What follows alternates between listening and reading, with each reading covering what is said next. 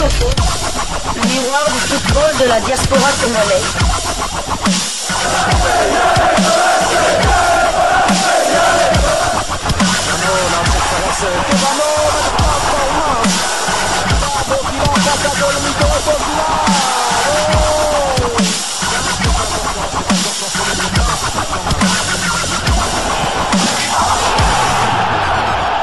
Disco Foot, le miroir du football de la diaspora congolaise.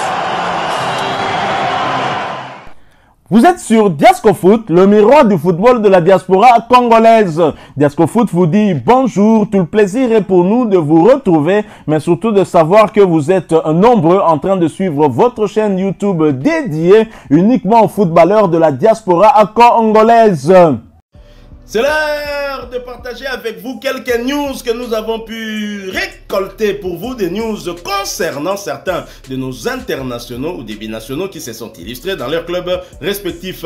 Et cela dans le cadre de cette première livraison sportive de ce lundi 3 mars 2025. Une livraison que nous débutons par... La Suisse, battue par le FC Bâle, Sion reste sans victoire à l'extérieur en 2025. Score final 2-0. Un revers qui s'est dessiné en première période lorsque les Suédois ont offert 2 cadeaux aux Rénans dans un nouvel et improbable autogol. Comme à Lucerne dimanche dernier, revers 2-1, le FC Sion s'est saboté en offrant des buts à ses adversaires. Alors que Kreshik Orziri avait envoyé un ballon anodin dans la lucarne de Timothy Fayoulou, Swiss Sport Arena le samedi dernier. C'est Benjamin Kololiki de la tête sur un centre venu de la gauche faisait trembler les filets à la 17e minute. Un but certes involontaire mais qui venait mettre un coup certain derrière la tête de Valaisan. Le 2-0 tombé à la 25e de la patte gauche de Tcherdan Shakiri décidait lui déjà de l'issue de la rencontre.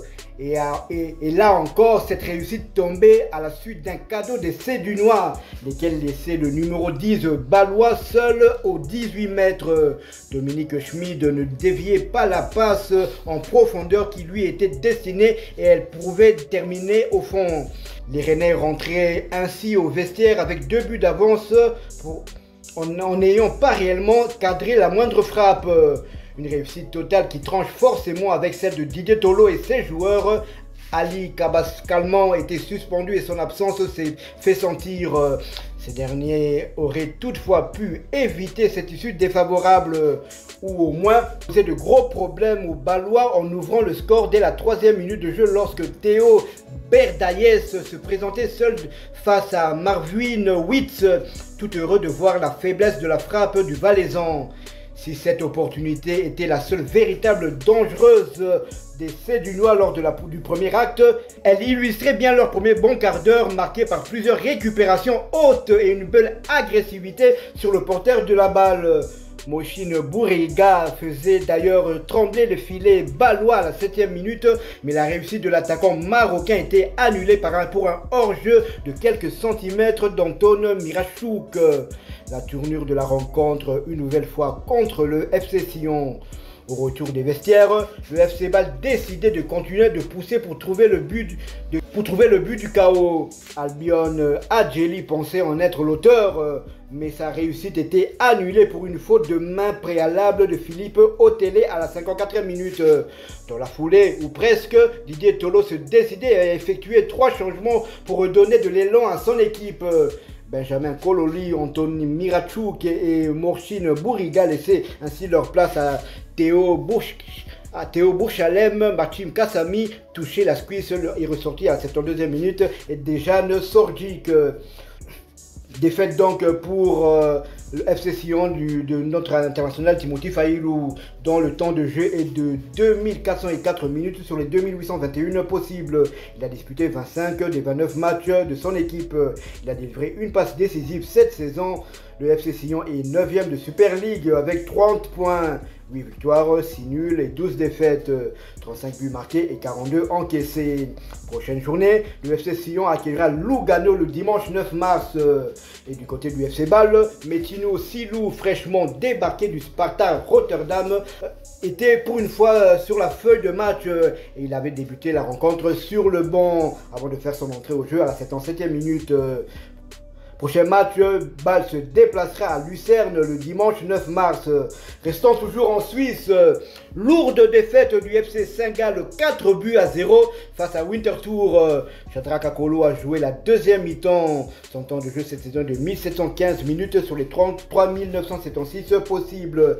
Il a disputé 31 des 41 matchs possibles et il a marqué 7 buts et délivré 6 passes décisives, toutes compétitions confondues.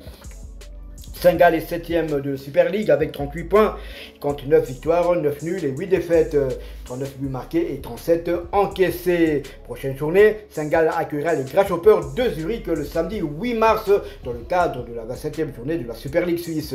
D'une Super League à une autre, nous quittons la Suisse pour la Turquie où l'on jouait la 34e journée du championnat turc de première division. Arthur Masuaku et Beşiktaş enchaînent. Beşiktaş réalise une belle opération à domicile en battant Kayserispor. Le match s'est soldé sur le score de 2 buts à 0. Titulaire, le latéral gauche congolais Arthur Masuaku a disputé l'intégralité de cette rencontre pour sa deuxième fois consécutive. À noter qu'il s'agissait de sa 12e titularisation consécutive également. Son temps de jeu passe désormais à 3133 minutes sur les 3679 minutes possibles.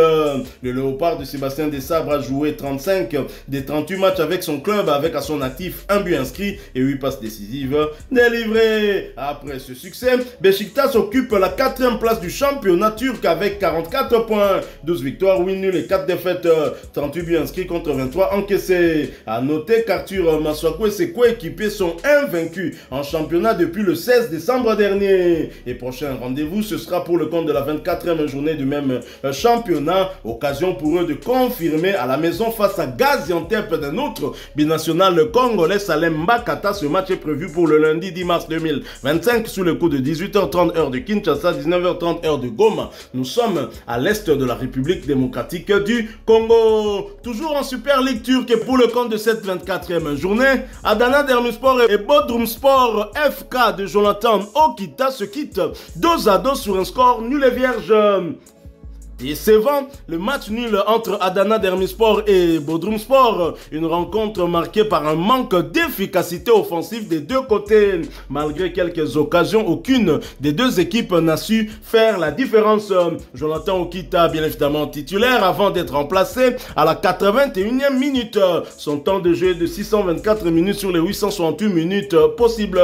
Il a participé à tous les 9 matchs depuis son arrivée dans ce club. Après ce partage, Bodrumspor est 16e de Super League avec 24 points, 6 victoires, 6 nuls et 13 défaites, 17 buts inscrits contre 29 encaissés. Prochain rendez-vous, ce sera pour le compte de la 25e journée du même championnat et la réception de Kazim Passa le vendredi 7 mars 2025 sous le coup de 18h30 de Kinshasa, 19h30 heure de Goma. Nous sommes à l'est de la République démocratique du Congo. Nous quittons le pays d'Akan Sukur pour celui de Jürgen Klinsmann où l'on jouait la 24e journée de Bundesliga. Défaite à domicile du Red Bull Leipzig, 1 but à 2 face à Mayence. El Shaddai Bichabou était titulaire avant de sortir à la 72e minute de jeu. Son temps de jeu cette saison est de 962 minutes sur les 3441 possibles. Il a disputé 19 des 36 matchs du club du Leipzig. Leipzig est actuellement 6e de Bundesliga avec 38 points, 10 victoires, 8 nuls et 6 défaites, 39 buts marqués et 33 encaissés. Prochaine journée, Leipzig se déplacera à Fribourg le samedi 8 mars dans le cadre de la 25e journée de la Bundesliga. Nous quittons le pays d'Angela Merkel pour celui où règne Cristiano Ronaldo, où l'on jouait la 23e journée de la Saudi Pro League. Jackson Muleka, buteur, son équipe bat celle de son ancien capitaine dans la tanière des Léopards. Buteur sur penalty, l'avant-centre congolais Jackson Muleka permettait à Al-Kholoud, son équipe d'égaliser face à Al-Khalij de Marcel Tisserand pour le 1 but partout. Finalement, c'est l'équipe hôte qui prendra le dessus en inscrivant un second but salvateur pour une victoire 2-1. L'ironie du sort, c'est que c'est sur une faute de Marcel Tisserand qui a concédé le pénalty transformé par Jackson Mouleka hier soir. L'ancien capitaine de Léopard a par ailleurs été sanctionné par un carton jaune suite à cette faute. Comme quoi, le malheur d'un Léopard fait le bonheur d'un autre. Titulaire, Jackson Mouleka a disputé l'intégralité de cette rencontre, et cela pour sa 4e fois consécutive. Et Mouleka inscrit son but à la 16e minute de jeu sur penalty, son 4e but en championnat cette saison. Son temps de jeu est désormais de 1626 minutes sur les 2374 minutes possibles. Mouleka a participé à 19 des 24 matchs avec son club, avec à la clé 4 buts inscrits ainsi que 4 passes décisives délivrées. Et après ce succès, Al-Kholoud Club est 11e de la Saudi Pro League avec 28 points, 8 victoires, 4 nuls et 11 défaites, 31 buts inscrits contre 43 encaissés. Les statistiques d'Al-Kholoud lors de ces 5 derniers matchs, c'est 2 victoires et 3 défaites. Prochain rendez-vous, ce sera pour le compte de la 24e journée du même championnat et la réception d'Al-Fateh le jeudi 6 mars 2025 sous le coup de 20h de Kinshasa, 21h heure de Bukavu. Nous sommes à l'est de la République démocratique du Congo. Du côté d'Al-Khalij, Marcel Tisserand, également titulaire, a disputé tout aussi l'intégralité de cette rencontre pour sa 16e fois consécutive. Son temps de jeu est désormais de 2045 minutes sur les 2400 minutes possible. L'international congolais a participé à 21 des 24 matchs avec son club. Après ce revers, Al-Khalij est 10e de la Saudi Pro League avec 29 points, 8 victoires, 5 nuls et 10 défaites, 28 buts inscrits contre 33 encaissés. Prochain rendez-vous, ce sera pour le compte de la 24e journée et un déplacement sur le terrain de Al-Ali Saoudi le vendredi 7 mars prochain sous le coup de 20h de Kinshasa, 21h heure de Bukavu. Nous sommes à l'est de la République démocratique du Congo. Voilà qui met fin à cette première livraison sportive de ce lundi 3 mars 2025. Vous l'avez aimé, laissez-nous un maximum de j'aime. Merci de partager avec nous en commentaire votre point de vue. Abonnez-vous sur cette chaîne Diasco Foot parce que nous sommes le miroir du football de la diaspora congolaise. N'oubliez pas d'activer la petite cloche de notification histoire de ne plus rien manquer des prochains sujets que nous allons vous proposer. Encore une fois, merci à vous, avec espoir de vous retrouver bientôt dans un autre sujet d'actualité. Mais en attendant, portez-vous bien et Diasco Foot vous dit au revoir.